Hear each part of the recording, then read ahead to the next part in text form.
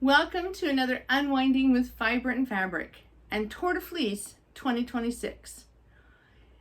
It is a little bit cooler today than it has been. We're not supposed to get into the hundreds like we have been getting, but it is still quite humid. We've had huge thunderstorms in the evening. It's pretty wet outside, but despite all that, I've decided to do a video without the microphone and just for a few minutes turn off the AC, turn off the fans. So let's dive in and get started with this spin. I am going to continue working on my red, white, and blue spin. I thought I would, yesterday I did spin a good deal more of my fin sheep. I'll show a picture. My husband and I were watching Formula One, and it allowed for a lot of really good spinning time. So I'm making good progress. I'm probably a third of the way through that, the combed top that I'm spinning. So one of the things I thought I'd mention about my wheel here, this is my Kromsky Symphony. I am spinning my fin sheep on an Ashford E-Spinner 3, if anyone's curious. But this is my Kromsky Symphony. My son is using my Kromsky Minstrel this year. So I'm spinning on my Kromsky Symphony, my Merino.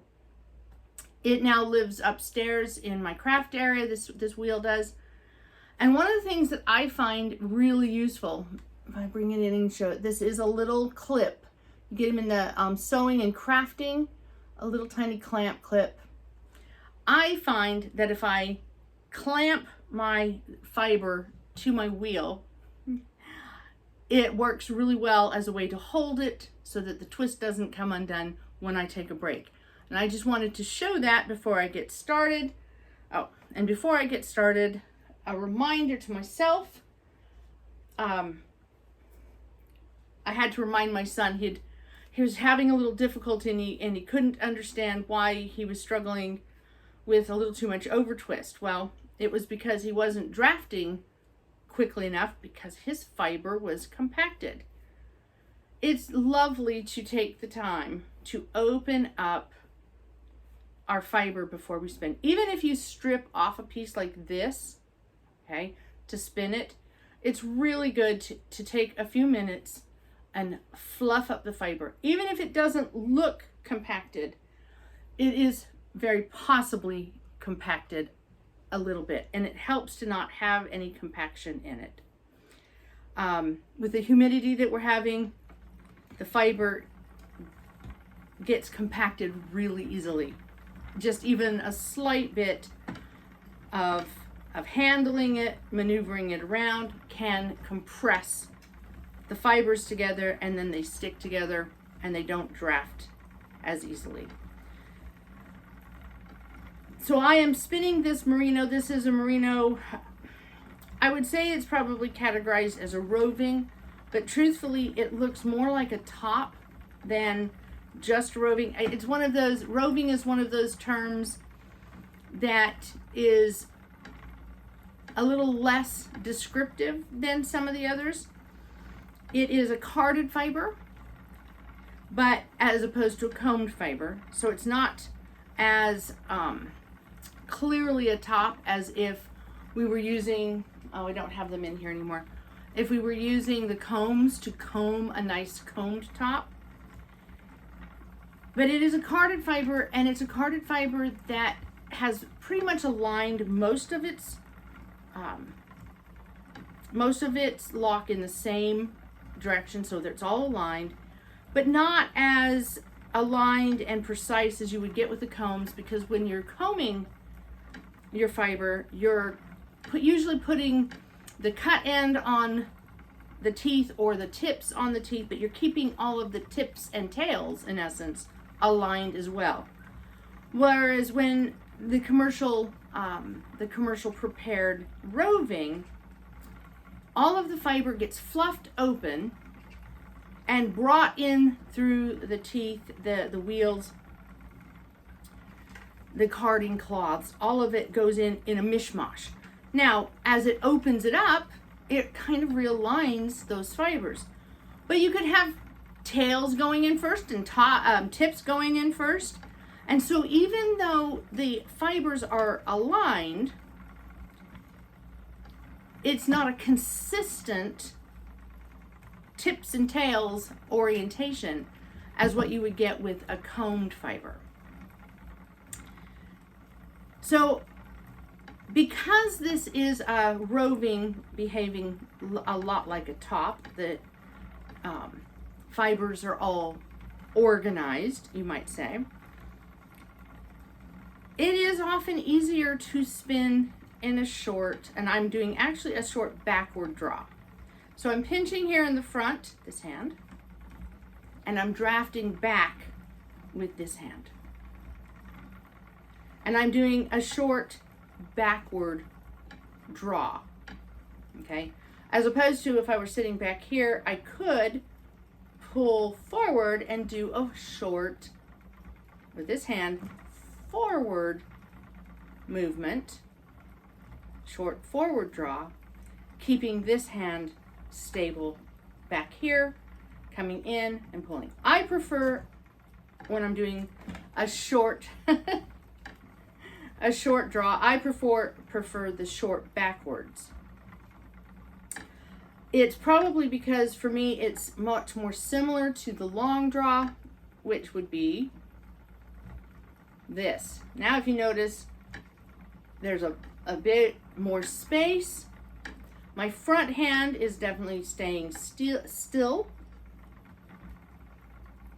And I'm letting the twist of the fiber go into the fiber, the twist go into the fiber, and that tension, rather than my fingers in this hand, the tension of the twist,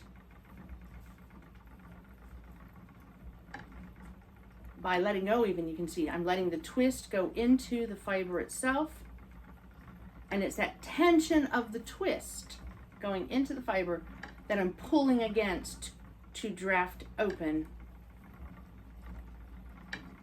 and draft my fiber. So I prefer doing the long draw whenever possible. It gives a woolier yarn, and I've been known to make way too much worsted and not enough woolen. But it gives a woolier yarn. It makes it fluffier. With this merino, I'll have to advance here. With this merino all by itself, it can, if not careful, get a little bit ropey. One of the things, if I try to do the long draw with that much fiber, let's see how that works. I find it oftentimes is less, it's a little more cumbersome. Get it blended together here. A little more cumbersome than if I'm using a little less of a collection of fiber. I can't control how much drafts quite as much. Of course, if I really want a good woolen yarn, I will take the time to turn even something like this in the braid into little row logs. I'll take my hand cards out and I will card little row logs.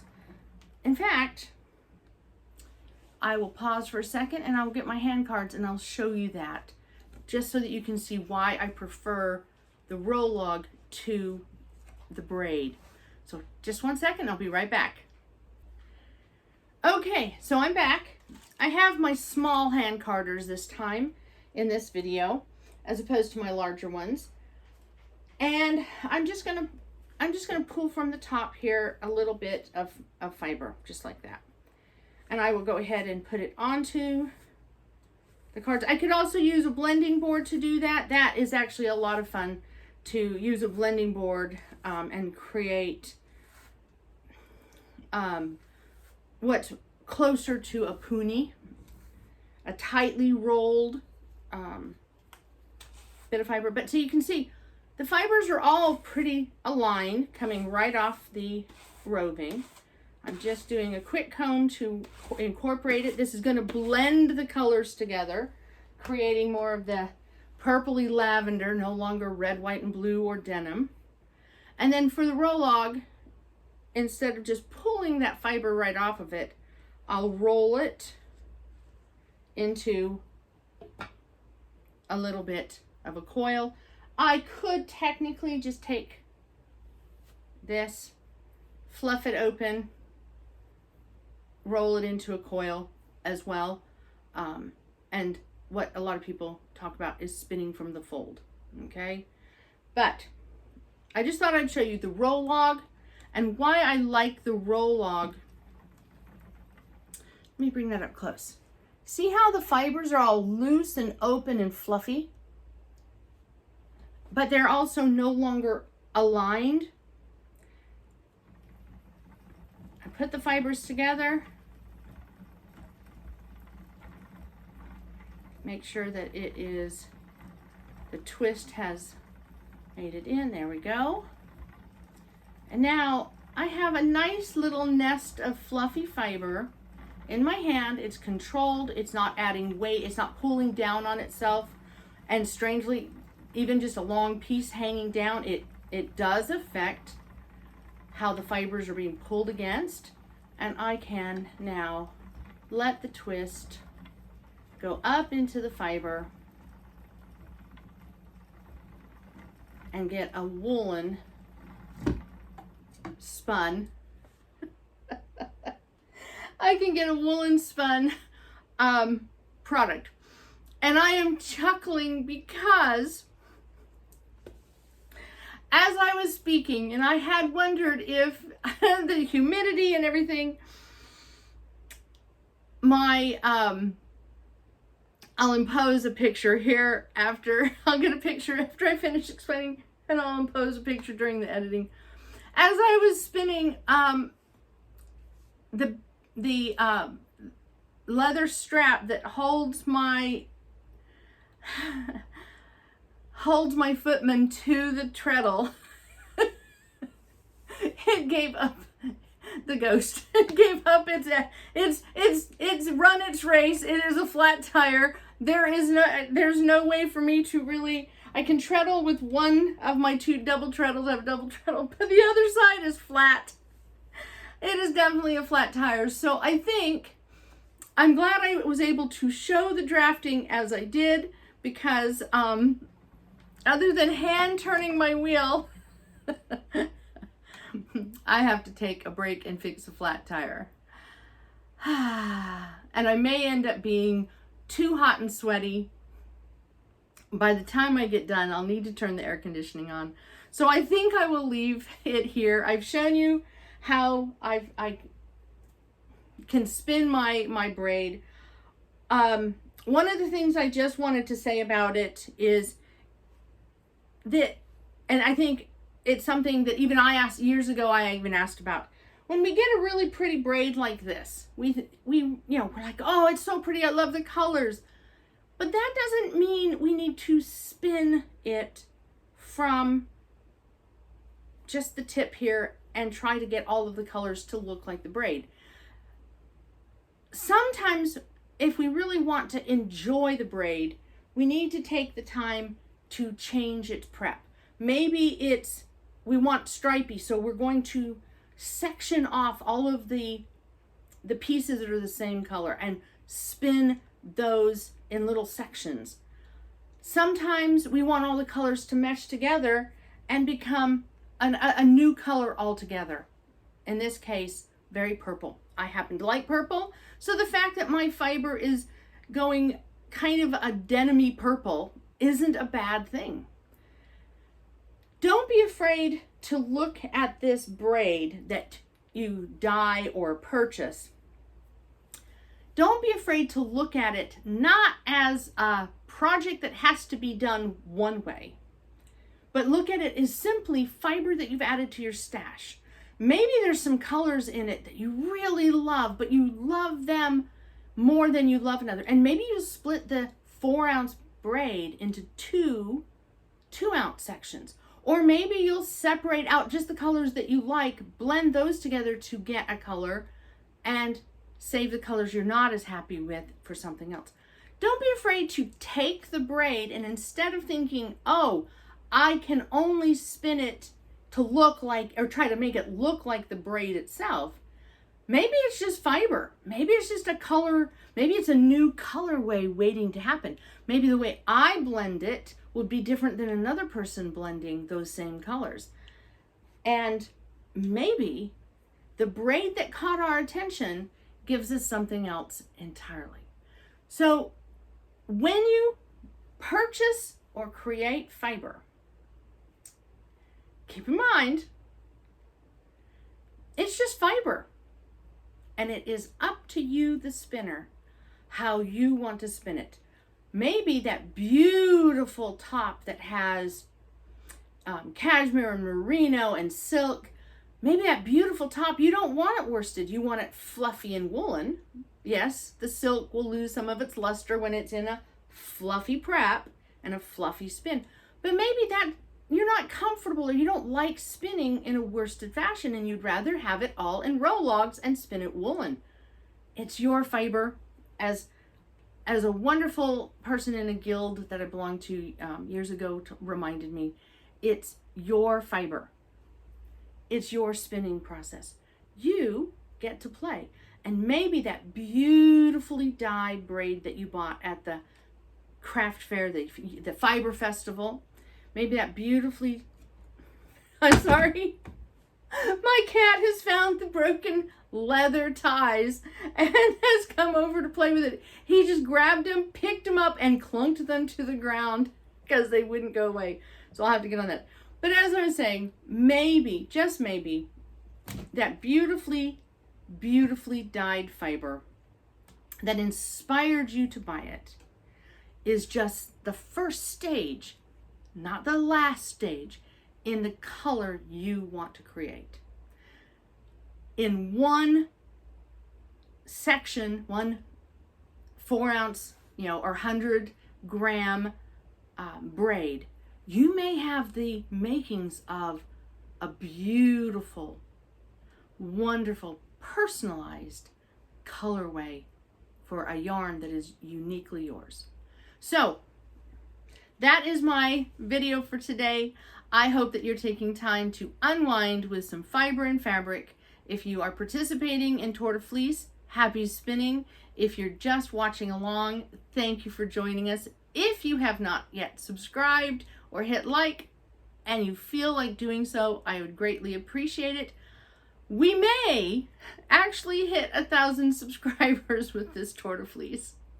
It's a little bit slower than some of the others have started off with, but of course it is interesting to watch as we get closer.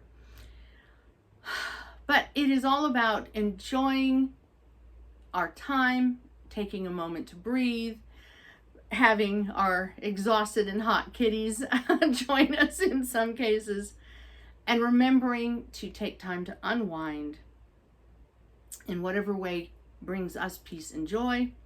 And until next time, happy unwinding.